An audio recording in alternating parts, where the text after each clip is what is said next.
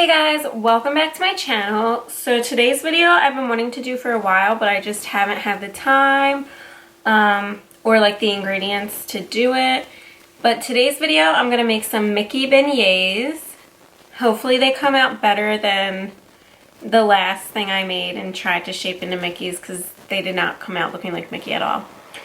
But anyway, this recipe has been floating around Instagram. I know that Disney themselves just put the recipe on their site. The one I'm using today is not Disney's recipe.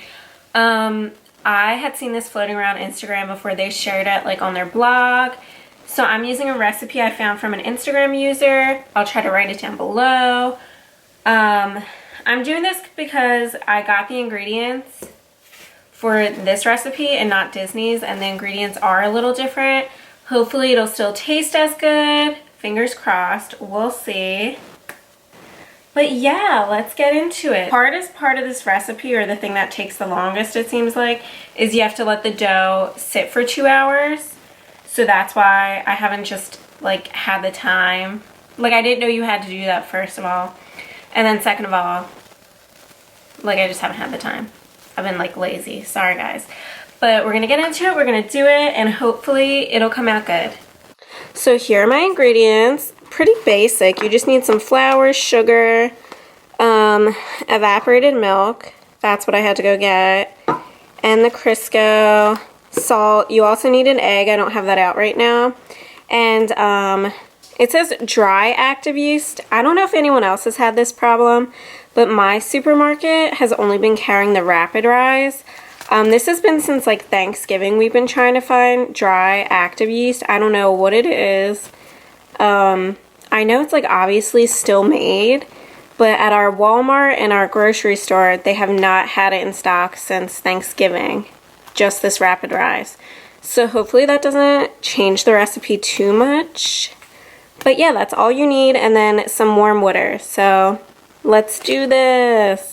So this looks super gross. The first thing you want to do is you want to take 3/4 cup like lukewarm water, a 1/4 granulated sugar, and 1/2 of your dry yeast packet, and then you just want to mix that together, and you're going to let this bowl sit for 15 minutes. Alright, and then I have in my second bowl an egg I have beaten. I don't know why whenever I do it with a fork, I think of that Mary-Kate and Ashley movie, you know, like Billboard Dad, where she's like, I need the whisk, the egg, it'll bruise if I use the fork. Anybody remember? No? Alrighty. Well, anyway, so you're going to put that in a bowl. Then you want 1/2 cup of your evaporated milk. And 1/2 teaspoon of iodized salt. Say hi to my little gingerbread man. Christmas all year long. And then we're going to combine that real fast.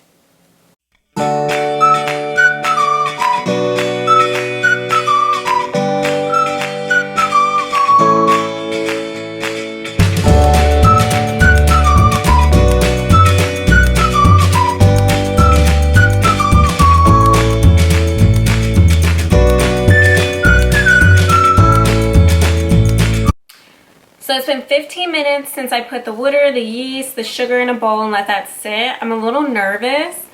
Mine is not looking how it did on Instagram. So I'm a little scared. Hopefully, like, because I have a different kind of yeast than they recommend, it isn't going to affect it or taste bad. We'll see. My one piece of advice is let that sit for 15 minutes and then go on to the bowl with your egg, evaporated milk, and salt, because as soon as you mix that, you're going to have to combine your yeast bowl, and there's no point in letting that sit for 15 minutes, you know, just like wait a little bit, then do that. Okay, so now I'm going to combine them, I think. Yeah. Okay.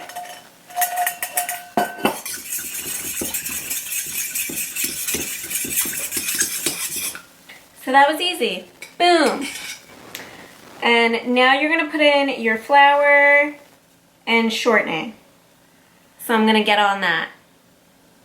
here we go, kids. I'm hoping this is gonna work out. Not too optimistic right now, but keep them crossed.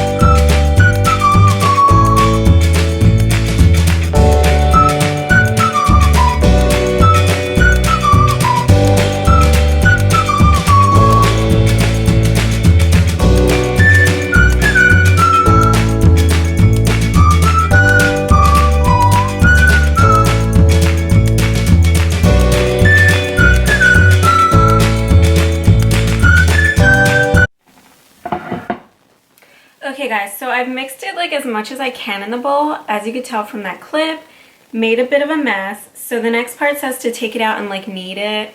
I think that's gonna help get it like mixed more fully. Then I already greased another one of these mixing bowls, a bigger size. This one was a little small, it was a little ambitious. And then I'm gonna put it in the grease bowl when I'm done kneading and just cover it and let it rise for 2 hours. So I'm gonna do some kneading now.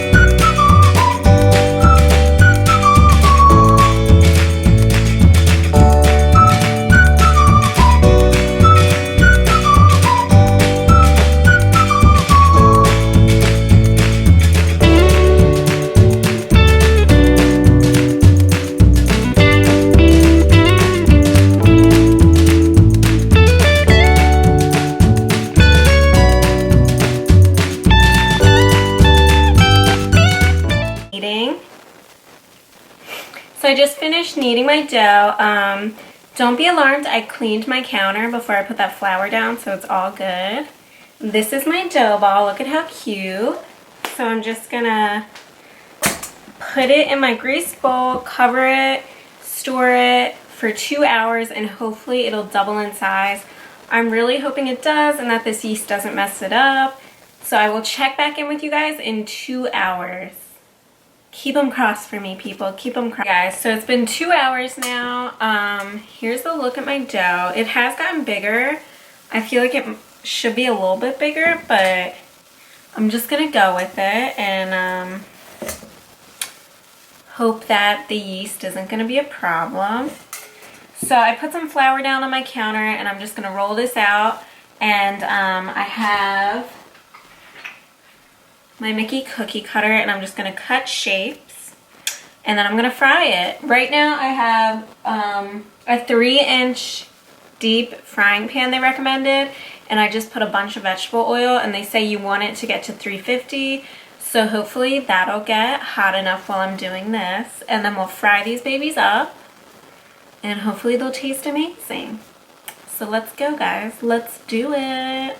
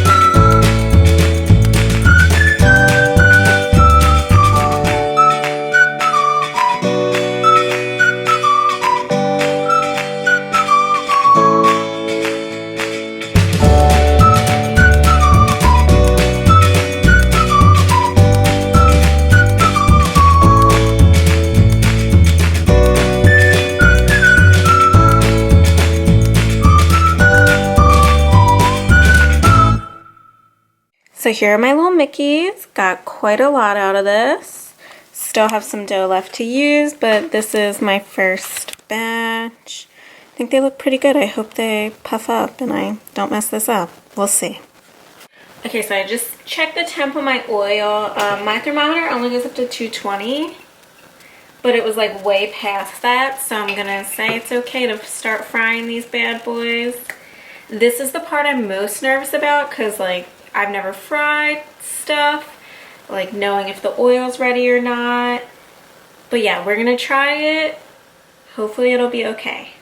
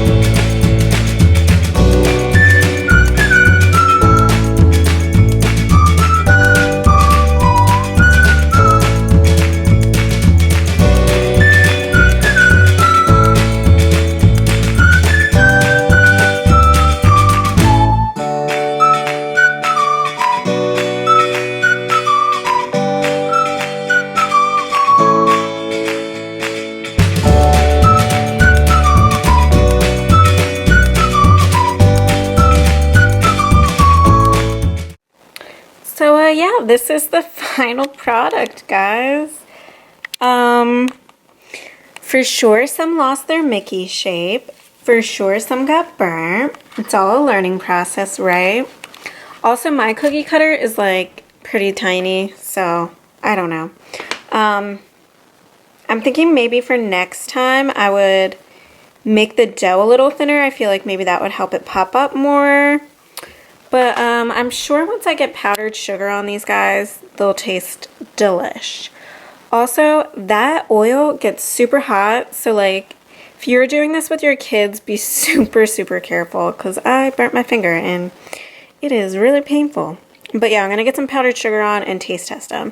I mean, they're deep fried, so I don't think they could taste bad in anything with sugar, right? But I just wish they would have like popped up a little bit more. I don't think I'll be getting hired at Port Orleans anytime soon to make these, but it's a learning process, guys. It's a learning process. So here are a couple with powdered sugar. They're looking much better. I just put them like in a mixing bowl and went ham with that powdered sugar. They say you could put it like in a Ziploc bag and shake them up. That's probably a really good idea. I tasted some and they do taste good. They're not as like puffy as the ones in the park. Again, that's probably like something I did, like the yeast I was talking about, or making the dough a little too thick, but they still taste really good. So highly recommend this recipe. Hope you guys enjoyed this video. Like I said, be careful, that oil gets super hot. Fuego. But yeah, this is a really fun Disney activity to do as a family if you're missing the parks like me. And I hope you guys liked it. Please be sure to like, comment something positive, and subscribe. Hope you guys enjoyed, and I'll see you next time. Thanks for watching, guys.